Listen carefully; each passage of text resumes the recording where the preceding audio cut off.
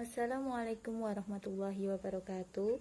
Perkenalkanlah, saya Ismi Yuniatun, kelas 2 PAIC, NIM 201011981. Dalam kesempatan kali ini, saya ingin memenuhi tugas kuliah UAS mata kuliah Filsafat Ilmu. Dosen pengampu Bapak Makfur. Dalam kesempatan kali ini saya akan menjelaskan mengenai aksiologi ilmu. Nah, untuk lebih jelasnya kita perhatikan penjelasan berikut ini. Aksiologi ilmu. Adapun definisi apa itu aksiologi. Nah, aksiologi itu berasal dari kata atau bahasa Yunani, berasal dari kata aksion dan logos. Nah, aksion itu artinya adalah nilai. Nah, untuk logos itu merupakan teori. Jadi, aksiologi itu teori tentang nilai. Aksiologi adalah teori tentang nilai yang berkaitan dengan kegunaan dan pengetahuan yang diperoleh. Jadi, ketika kita mempunyai atau memahami sebuah teori, maka kita akan mengetahui untuk apa teori itu. Untuk lebih dalam mempelajari mengenai aksiologi. Nah, di sini kita akan mempelajari mengenai nilai dalam aksiologi. Nah, nilai dalam aksiologi itu ada dua, yaitu etika dan estetika. Adapun etika merupakan cabang filsafat yang membahas mengenai masalah-masalah moral. Nah, fokusnya apa saja moral itu? Nah, moral itu di sana terdapat perilaku, norma atau aturan, dan adat istiadat. Nah, fokusnya adalah tiga hal itu. Kemudian mengenai estetika. Nah, estetika itu merupakan bidang studi manusia yang mempersoalkan tentang nilai keindahan. Nah, apa saja fokusnya bidang estetika itu? Nah, bidang estetika itu unsur-unsurnya harus tertata secara tertib dan harmonis dalam suatu hubungan yang utuh dan menyeluruh. Jadi, bagaimana sesuatu itu bisa dikatakan indah, nilainya bagus dan pantas. Nah, berhubungan dengan karakteristik. Nah, dalam aksiologi ilmu, hubungannya dengan karakteristik nilai. Apa saja itu? Nah, di dalamnya itu ada nilai objektif atau subjektif. Kemudian ada nilai absolut atau relatif. Ada dua nilai tersebut. Nah, apa pengertian dari nilai objektif? Nah, nilai objektif itu merupakan kebenaran yang tidak tergantung pada pendapat individu, melainkan pada objektivitas faktanya.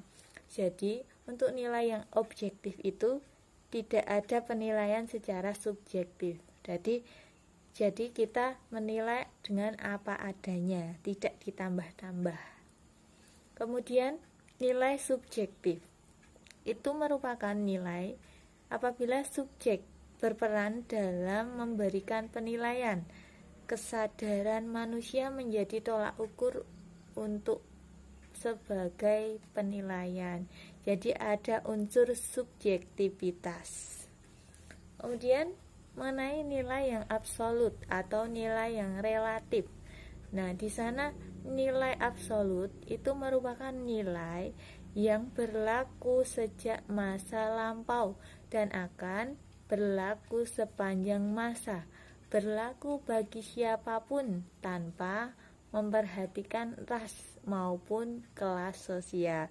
Jadi di sini nilai absolut itu tidak pilih kasih, tidak memilih yang kaya, tidak memilih yang miskin, tidak memilih yang cantik atau yang jelek, seperti itu. Kemudian nilai relatif. Nilai relatif itu sesuai dengan keinginan dan harapan manusia. Jadi sesuatu itu dapat dinilai sesuai dengan keinginan atau sudut pandang tertentu. Jadi relatif penilaian seseorang.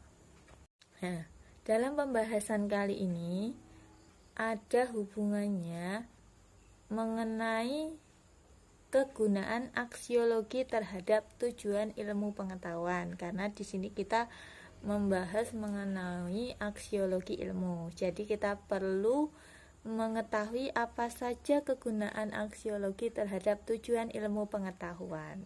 Nah, di sini filsafat itu sebagai kumpulan teori yang digunakan memahami dan mereaksi dunia pemikiran.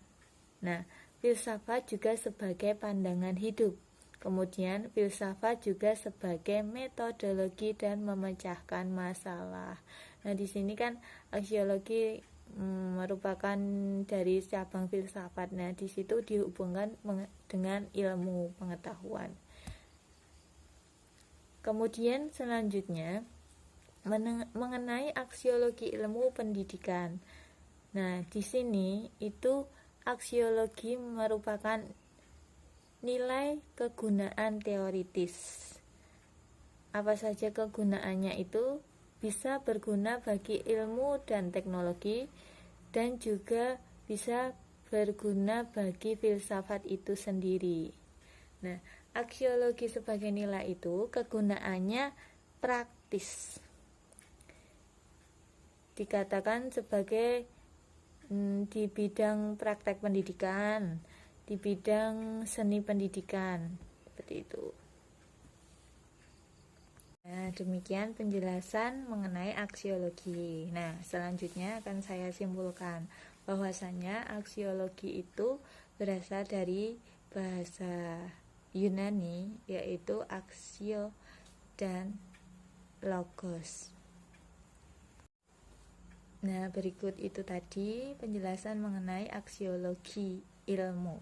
Nah, selanjutnya akan saya simpulkan bahwasanya aksiologi itu berasal dari kata Yunani aksion dan logos. Aksion itu berarti nilai dan logos itu berarti teori. Jadi, aksiologi ilmu membicarakan tentang teori tentang nilai. Nah, aksiologi itu tadi merupakan teori yang berhubungan dengan kegunaan dan pengetahuan yang telah diperoleh. Jadi aksiologi itu sendiri dapat diartikan sebagai sebuah ilmu yang membahas tentang hakikat dan manfaat atau kegunaan dari pengetahuan itu sendiri. Nah, di sini ada contoh mengenai aksiologi ilmu. Tadi kan kita berbicara tentang hakikat kegunaan. Misalnya contoh, kegunaannya kursi. Kursi itu hakikatnya apa? Kursi itu adalah benda yang kegunaannya itu sebagai tempat duduk. Kemudian ada meja. Meja itu gunanya untuk menaruh sesuatu. Nah, di sini hubungannya dengan etika dan estetika tadi. Nah, kursi itu untuk berduduk, kalau meja untuk menaruh sesuatu. Bolehkah atau baguskah jika meja itu untuk duduk? Tentunya tidak sesuai dengan etika dan estetika. Itu contoh satu. Kemudian rumah. Nah, di rumah, suatu rumah itu bisa terlihat bagus, tentunya harus sesuai dengan etika dan estetika mengenai penataannya. Misalnya, apakah jika kamar mandi itu di dalam ruang tamu atau di depan ruang tamu, apakah itu sesuai dengan estetika yang ada? Tentunya tidak bagus atau kurang tepat, seperti itu. Apakah jika rumah itu untuk menemui tamu itu ada banyak kotoran, apakah itu bagus sesuai dengan estetika? Tentunya itu tidak. Nah, seperti itu contohnya ya. Demikianlah penjelasan dari saya. Semoga dapat bermanfaat bagi para pendengar ataupun penonton. Apabila banyak kesalahan saya mohon maaf.